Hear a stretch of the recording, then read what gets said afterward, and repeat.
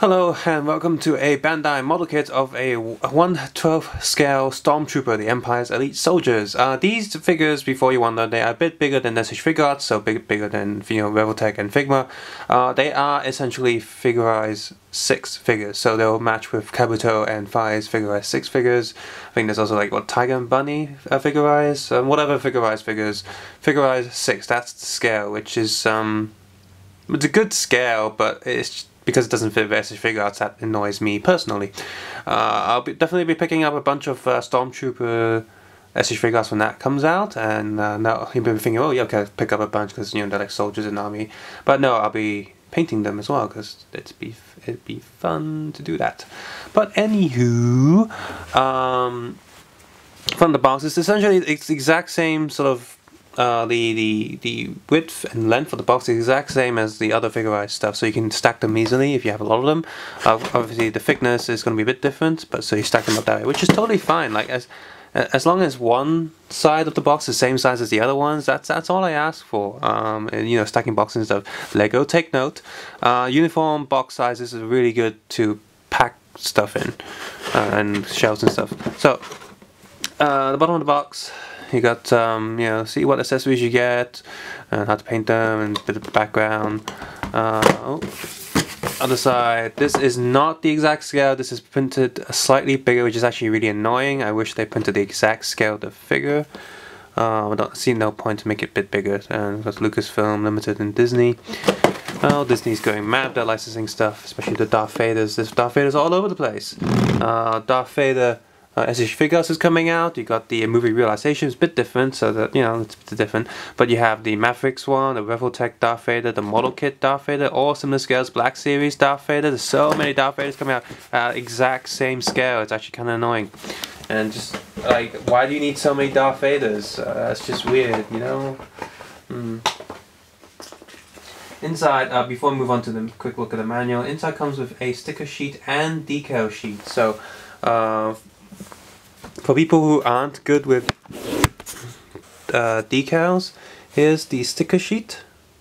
You also have the Bandai logo that can peel off, and 3 Imperial logos, 2 black and 1 white, which you can do whatever you want with, and they're all numbered, and instruction manual numbers where to put them. This is the decal version. See the exact same thing, but it just looks a bit thinner because you don't have the bits of sticker going around the edges, so it's cut a lot more thin. But yeah, essentially the same print, which it's good. I like they've done that. They could put a little bit extra in there, just for people, for choices. And these things cost me. Some shops are doing them 200, but I bought these for 168 Hong Kong dollars each, and that's like £11 UK or like $20. That's really cheap for a model kit. And if you know Bandai model kits, you know how good they are. You just pull them from the grid, you snap them together in these little pegs. You don't need any glue, you don't need any paint, it already looks good. Unlike crappy USA models that you need a lot of glue, and even the ones that easy kits, they still suck because the paint on them just looks wrong.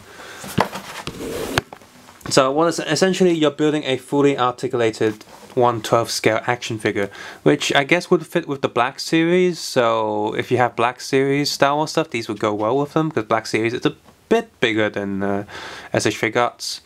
So here's the manual. It says Stormtrooper, same information at the bottom again, and how they always miss.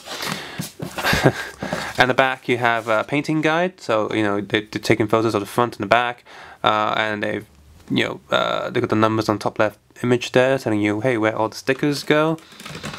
And it looks like that they've not bothered to paint any of the guns and gun pouches on top right, but I've seen photos where there are bits of paint on certain guns depending on the trooper color. There's also instructions, if you can read Japanese, on how to apply decals on the bottom right corner, and the color card of course at the bottom as well.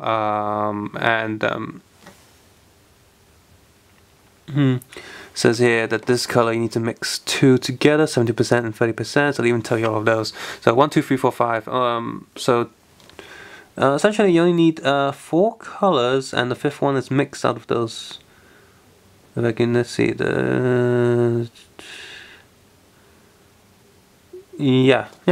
okay, so black and white to make a certain gray, so that's cool. Open it up, I got the you know, general information and stuff and what comes inside the box. For use in Japan only. Oh, registration thing. I guess you have like a prize or something. You know, the guide's very simple, all just numbers and stuff. There's a bit of Japanese in there, but you really don't need to know Japanese to build this, which is really good. Sort of like a universal thing. On the top left there, you also have a you know, model kit guide on how to do it. You need like little clips and stuff, and it's just very informative. Like they put all the stuff in there, and all of it can be universal. Like you don't need to know the language to know it, to do it. But I do wish that it was just a booklet, but I guess it's a lot cheaper for them to do this, just to print out the flat sheet. And cheaper for them means cheaper for me, so I'm not going to complain too much. It's just more of a nitpick. Like if this was a booklet, I can show it easier. Anywho, so yeah, let's take a quick look at the... currently, my Stormtrooper has... actually, you know what? I'll get the Stormtrooper on here first. There we go. Look how good that looks. That's just... I mean, let's zoom all the way in. Let's focus all the way. Look at that. I have painted him and applied 2 pieces of stickers. Applied the little sticker in there, the little grey bit there. And I painted everything else. By painting everything else, I meant I paint the silver bits here, the silver bits on the mouth, the silver bits on the back of the helmet. And I know it's supposed to be sort of like a really dark blue, but I just got the fine black marker pen and just drew the little black lines on there. As for these little dots on his chest, it's actually really cool. All the dots are connected on a, you know, it's a black piece of plastic. And let me just get the instructions. I'll go back to that page. It is really awesome that what they've done here. They made, you know, painting this so much easier. They thought about that as well. Where's it? Come on, book. Where is it? Okay, found it. Right. Take a look at the move back a little bit. Stormtrooper. Okay, see that piece right there? So the white, that piece is the chest piece there, like the tummy piece. So you've got the tummy piece there, and you see this entire black piece that plugs into it. And every single dot here is like a little dot that pokes out.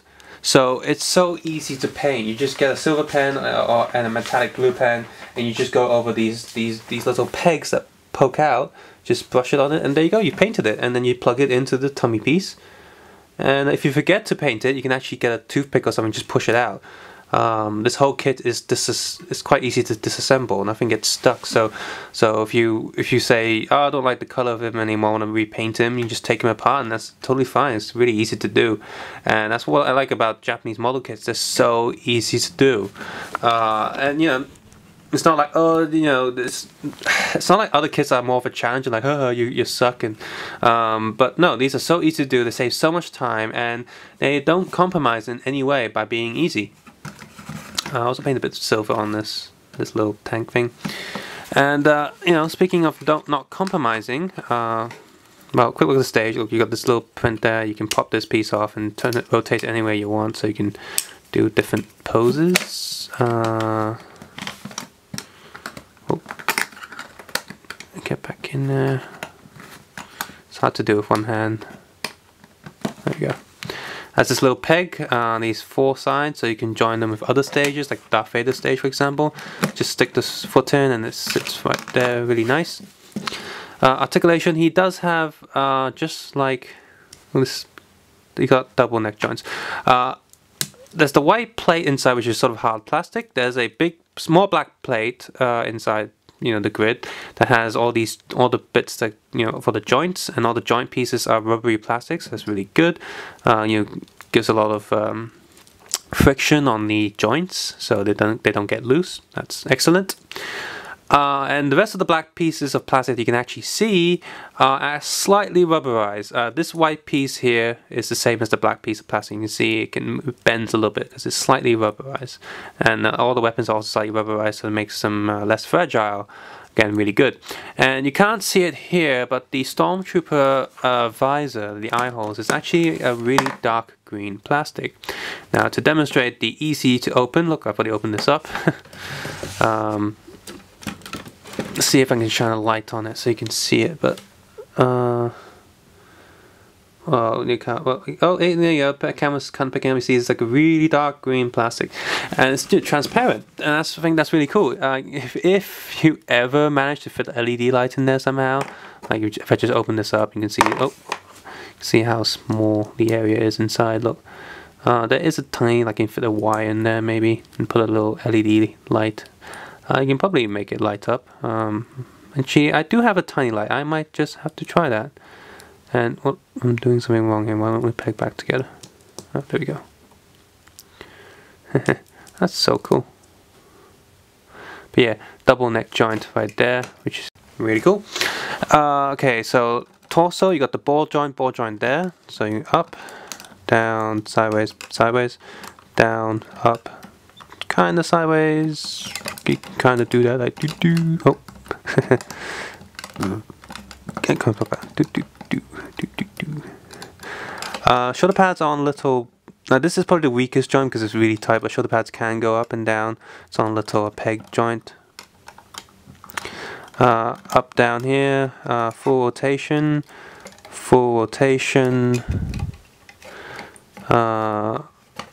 double elbow joint. A hand is on a little, it's like a little peg, but the peg is on a little ball socket inside, so that it gives it some extra movement. Shoulders can pop out, you can see here, there's this joint right there, just like the Kamen Rider Figure Rise 6 stuff. And move his hands up a little bit.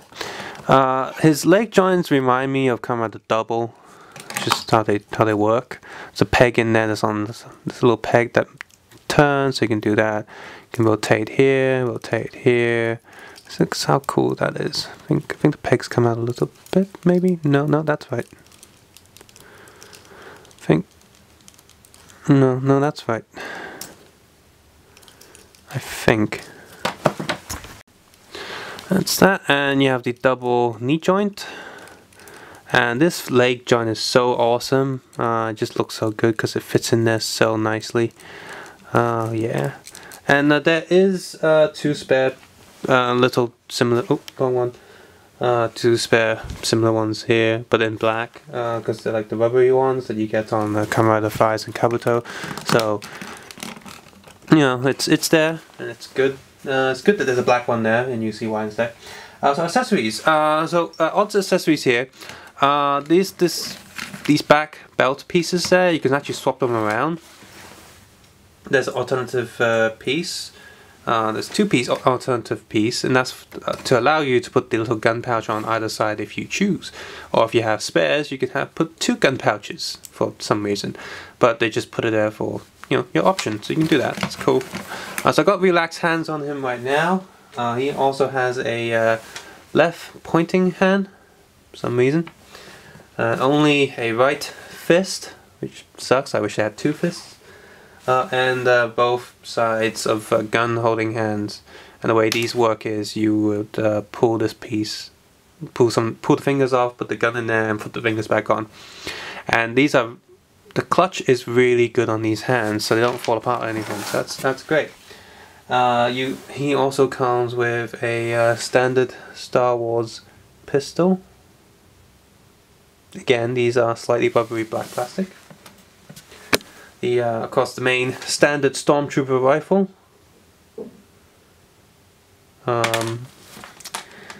Little scope like sensor there, and ammo pack are removable, so you can pretend that he's reloading his blaster. And of course, his pouch is for this gun, so you unpeg that, stick the gun in, and oh, plug that in. And finally, you have the giant rifle that you've probably seen with Sand Troopers. So you could get a little, make like your own little like printout or a little plastic sheet and just stick it on the shoulder and be like, hey, he's a Sand Trooper. Paint bits of sand bits on him and use this gun. It look really good. And these troopers have absolutely no issue holding the long rifles at all because of that extra shoulder joint. They can definitely, you know, hold longer rifles. So that's cool. I really like these. The clutch is really good. Articulation is really good, and they look really good. Like, even if you don't paint those silver bits in there, he will still look really good, because think about it, those dots are normally black plastic, so it will still look like there's dots there. I'd say that the helmet's probably the place that needs the most attention.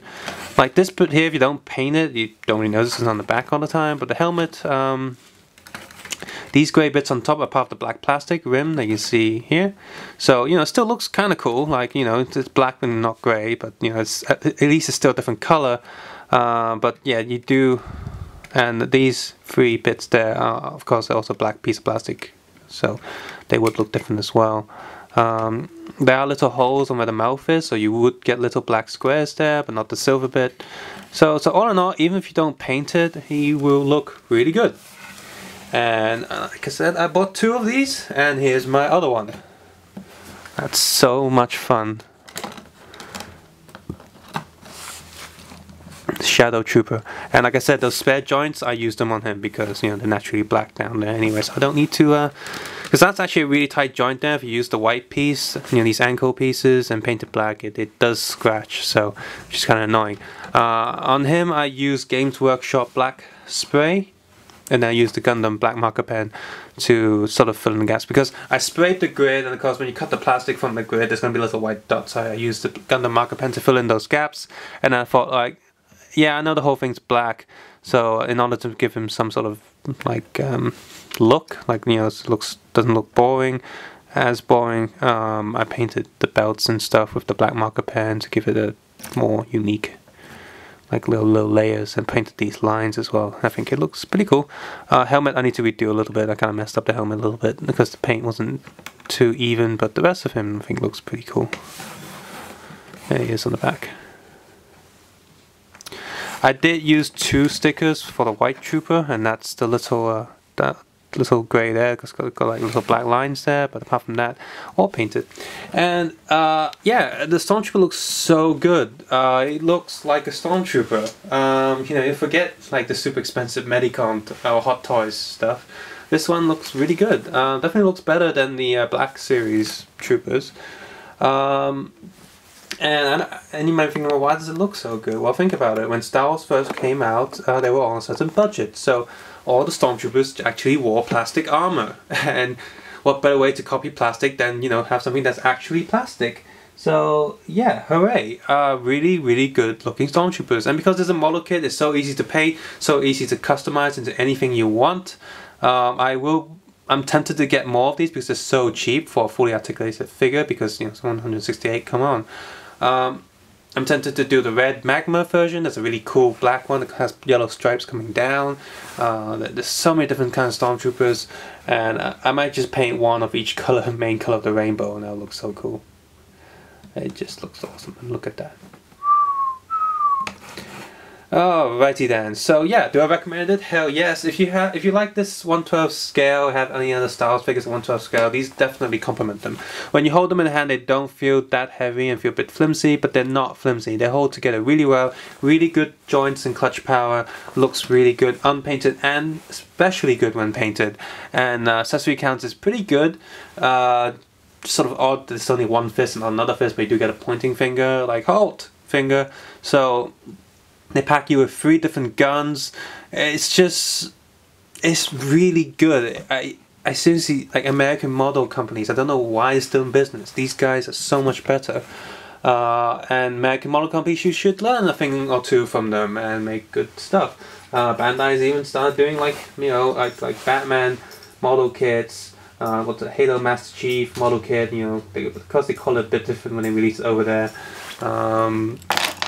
All these accessories, it's just so awesome. And I'll definitely do a zombie version, because there's like that Death Trooper spaceship from one of those books. Zombie Stormtroopers, awesome. Subscribe, suggest and comment below, and of course take care and have a nice day. Bye.